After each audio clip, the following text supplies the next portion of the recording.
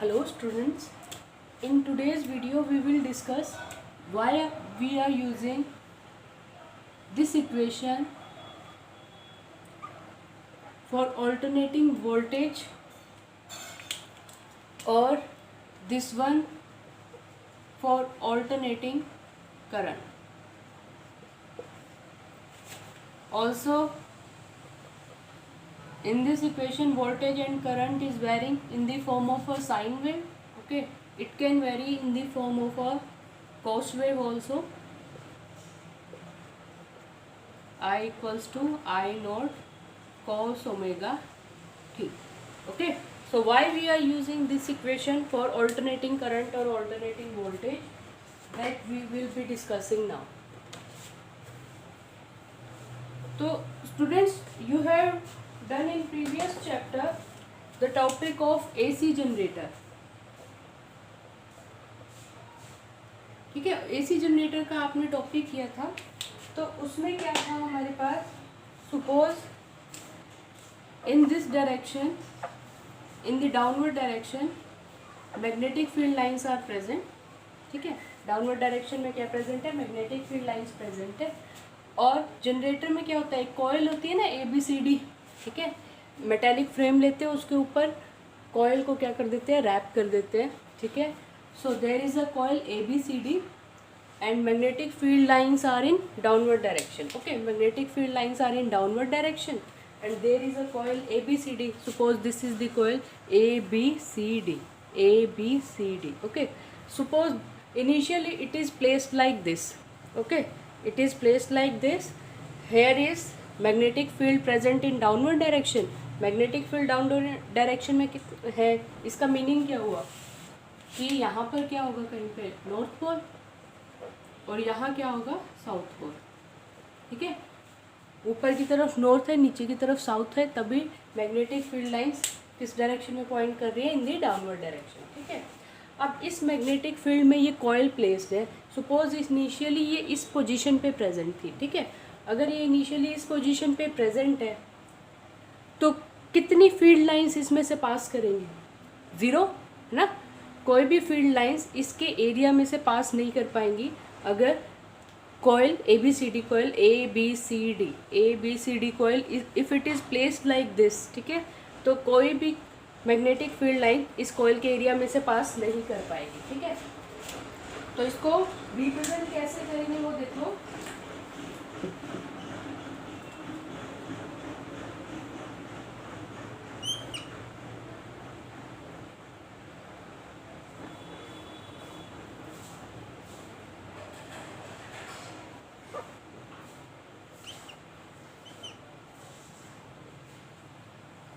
Okay, ये ABCD coil है हमारे पास, it is placed like this. ठीक है, अब सपोज ABCD कॉइल ना रोटेट हुई, सपोज. ठीक है, ABCD कॉइल हमारे पास रोटेट हुई. रोटेट किस डायरेक्शन में हुई, अगेन इसी डाउनवर्ड डायरेक्शन में मैग्नेटिक फील्ड प्रेजेंट है.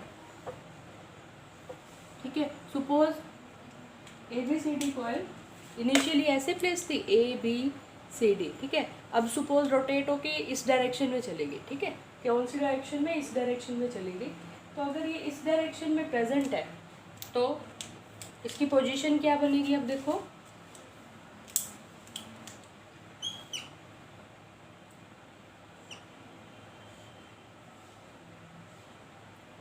ABCD.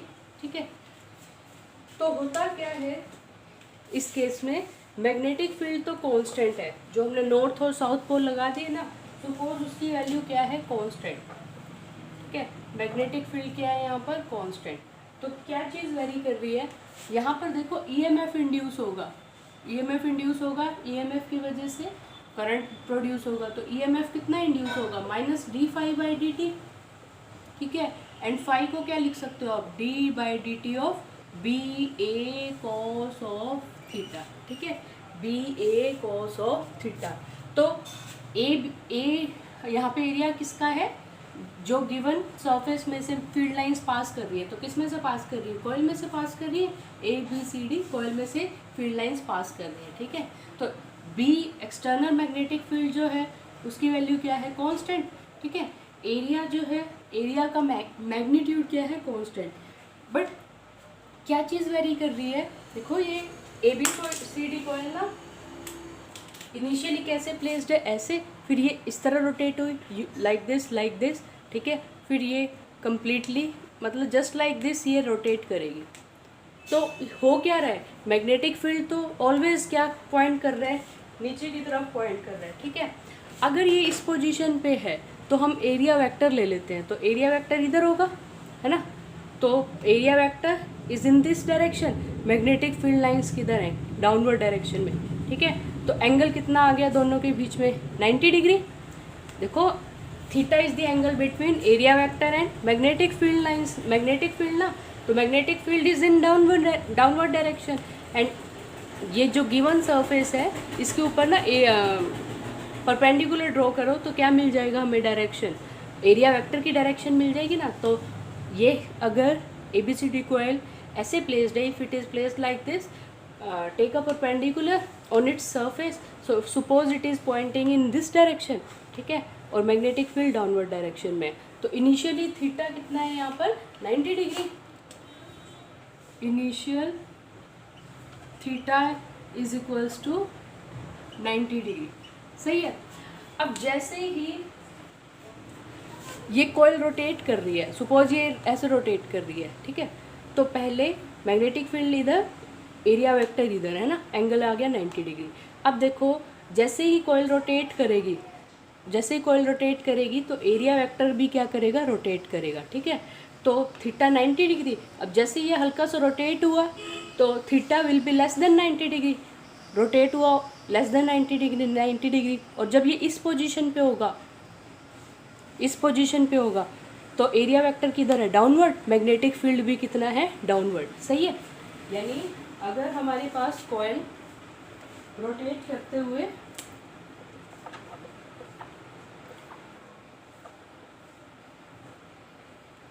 अगर कॉइल रोटेट करते हुए, ठीक है, कौन सी पोजीशन पे पहुंच जाए,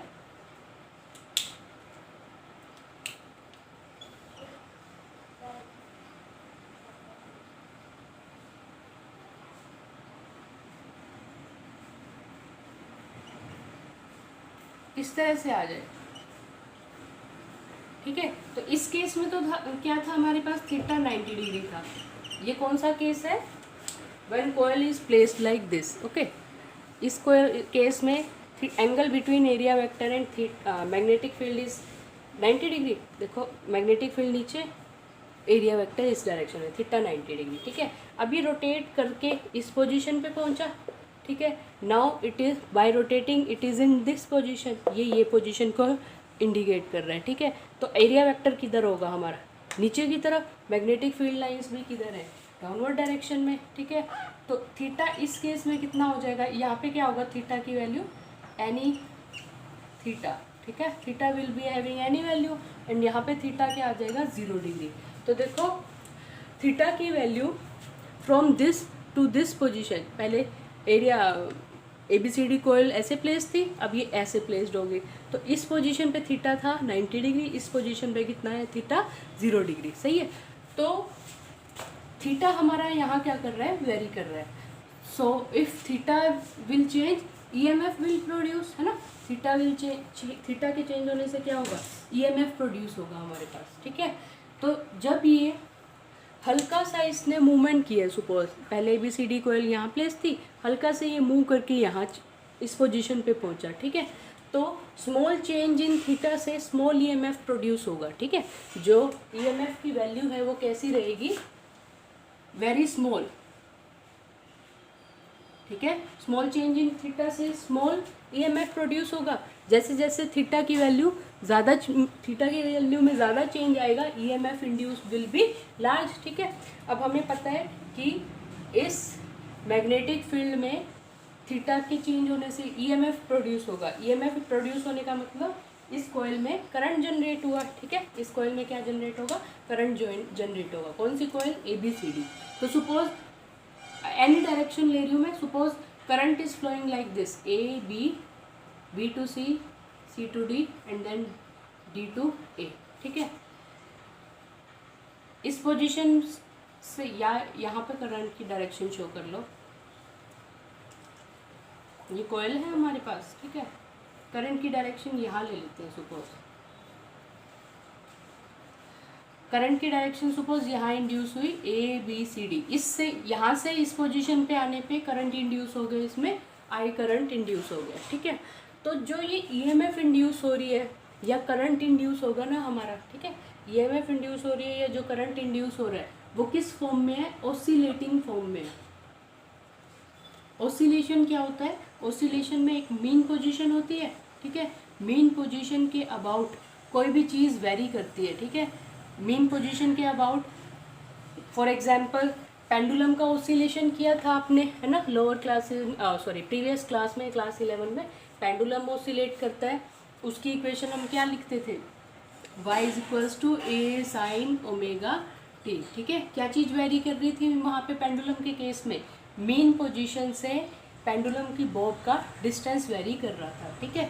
सिमिलरली स्प्रिंग, किसी भी स्प्रिंग के साथ कोई मास अटैच्ड है ना, वो भी कैसा मोशन करेगा? Oscillating motion.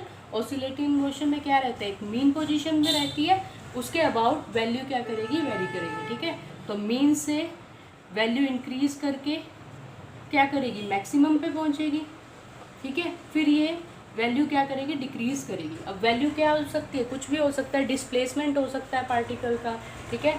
जैसे पेंडुलम के केस में बॉब की ऑसिलेशन देख रहे थे, बॉब की डिस्प्लेसमेंट देख रहे थे फ्रॉम मीन पोजीशन, ठीक है। फिर मैक्सिमम से किधर आ जाएगा? ये मीन पे वैल्यू वेरी करेगी, फिर मीन से अपोजिट मैक्सिमम की तरफ जाएगी वैल्यू, ठीक है।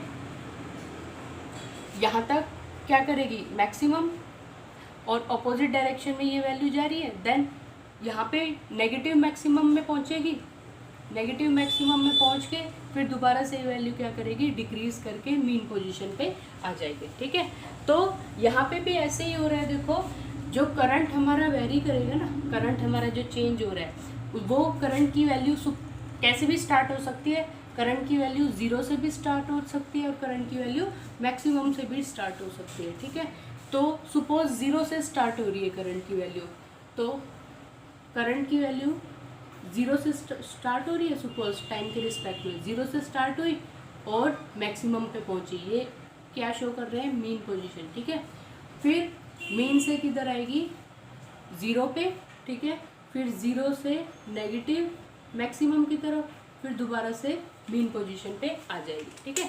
तो करंट और वोल्टेज की डायरेक्शन भी चेंज हो रही है। फॉर एग्जांपल ये तो रोटेशन हमारा कहाँ तक था? पहले इस पोजीशन पे था, अब किधर पहुँचा? ये इस पोजीशन पे हो गया, ठीक है। अब जो ABCD कॉइल है वो कैसे रोटेट करेगी? It will rotate like this, है ना। इस पोजीशन पे पहुँची, फिर इस पोजीशन पे पहुँची, है ना। तो जब ये कंप्लीट राउंड लेगा ना, जब तक ये कंप्लीट राउंड लेगा तब तक एक बार करंट की वैल्यू मीन से स्टार्ट होकर मैक्सिमम पे जाएगी, मैक्सिमम से मीन पे जाएगी। यानी अगर ये AB आर्म में देखें ना, AB आर्म में, ठीक है, AB आर्म में करंट की वैल्यू 0 से स्टार्ट होके थोड़ी थोड़ी वैल्यू इंक्रीज करेगी टाइम के रिस्पेक्ट में। एक टाइम ऐसा आएगा जब मैक्सिमम हो जाएगी AB आर्म में, मतलब ABCD कॉइल में करंट मूव कर रहे हैं, बट हम किस में देख रहे हैं? ओनली AB आर्म में, ठीक है। तो AB आर्म में करंट की वैल्यू 0 से मैक्सिमम जा रही है, ठीक है। फिर मैक्सिमम से किधर जाएगी? 0 आएगी, ठीक है। और जब इसका हाफ रोटेशन हो जाएगा ना, ये इस पोजीशन में थी, ठीक है। अब क्या हुआ? इसका हाफ रोटेशन। अगर मैं इसको ऐसे कंप्लीट साइकिल दे दूँ तो क्या बोलेंगे? Complete rotation. अभी क्या हुआ है? इसका हाफ रोटेशन, ठीक है। तो half rotation, after every half rotation current की डायरेक्शन क्या हो जाएगी? चेंज हो जाएगी, ठीक है। यानी पहले अगर करंट इन फर्स्ट हाफ अगर करंट A to B जा रहा है, तो इन सेकेंड हाफ करंट कैसे जाएगा? B to A, ठीक है। फर्स्ट हाफ में अगर करंट कैसे जा रहा है? फ्रॉम A to B, तो सेकेंड हाफ में करंट कैसे जाएगा? सेकेंड हाफ करंट कैसे जाएगा? B to A। तो करंट की वैल्यू भी चेंज हो रही है, चेंज होते होते मैक्सिमम पहुंच रही है, फिर करंट की वैल्यू डिक्रीज करके दोबारा 0 पे पहुंच रही है, फिर करंट की डायरेक्शन भी क्या हो गई? चेंज होगी। तो EMF या जो करंट है वो कैसी फॉर्म में है? ऑसिलेटिंग फॉर्म में है। सही है। ईएमएफ और current is in the form of oscillation, और ऑसिलेशन की मैथमेटिकल एक्सप्रेशन इस फॉर्म में एक्सप्रेस होती है, ठीक है।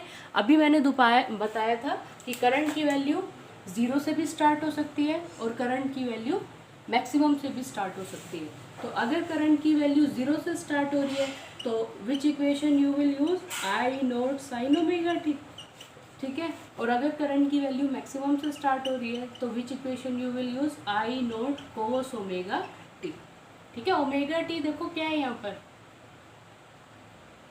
ओमेगा टी कुछ नहीं है, थीटा है ना, sine theta I naught cos theta. ये आप कर चुके हो क्लास 11 में, that angular velocity is equals to theta by t, angular displacement by time taken, तो omega t is equals to theta, ठीक है।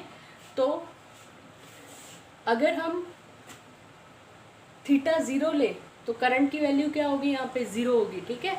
और थीटा 0 कब हो सकता है, थीटा 0 हो सकता है जब t इक्वल्स टू 0 की बात करें, ठीक है। t इक्वल्स टू 0 पे साइन 0 हो जाएगा तो करंट की वैल्यू क्या होगी, 0 होगी, ठीक है। तो 0 से स्टार्ट होगा, यानी इसकी इक्वेशन क्या बनेगी, ग्राफ कैसा बनेगा साइन फंक्शन का, जस्ट लाइक दिस, ठीक है। और कोस का ग्राफ कैसा बनेगा, कोस का ग्राफ बनेगा हमारा, कोस का ग्राफ होगा मैक्सिमम से स्टार्ट, ठीक है, आई टी, इस इक्वेशन का ग्राफ आई नॉट कोस ओमेगा टी का ग्राफ ये बनेगा, ठीक है।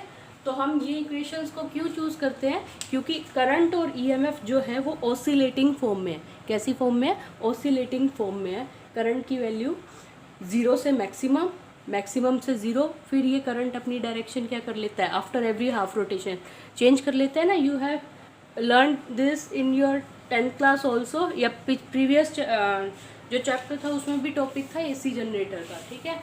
तो अगर ABCD coil is rotating like this ना, रोटेटिंग लाइक दिस, तो थीटा एंगल वेरी करेगा। थीटा के एंगल वेरी करने से क्या होगा, ईएमएफ इंड्यूस होगा।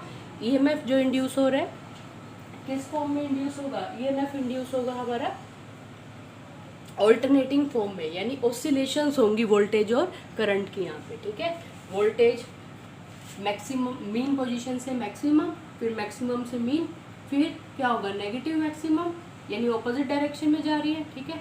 यानी ABCD कोयल में अगर मैं AB आर्म में देखूं, AB आर्म में देखो तो AB आर्म में करंट की वैल्यू पहले 0 थी, फिर करंट की वैल्यू क्या हुई, थोड़ी सी, मान लो मैक्सिमम करंट जा रहा है 3 एम्पियर, ठीक है।